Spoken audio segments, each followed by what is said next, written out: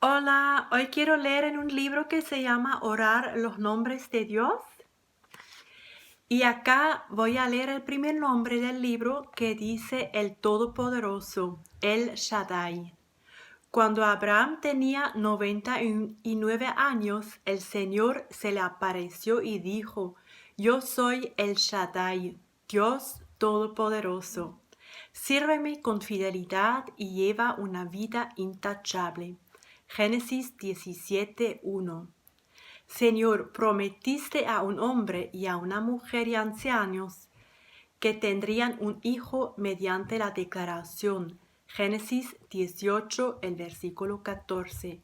Mantuviste esa promesa cuando tenían 100 y 90 años respectivamente y demostraste que nada es demasiado difícil para ti. Hoy te pido que me hagas tener en cuenta lo mismo y que sepa que la respuesta será siempre un sonoro no. ¿Te resulta demasiado difícil sacar vida de la muerte? No. ¿Te resulta demasiado difícil calmar mi tormenta? En absoluto no.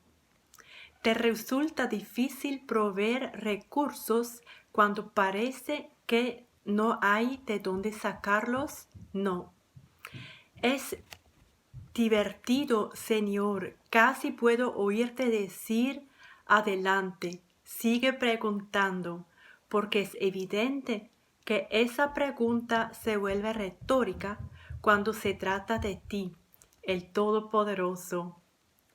Te alabo, El Shaddai, por cumplir poderosamente cada una de tus promesas, porque no hay nada demasiado difícil para ti. Amén.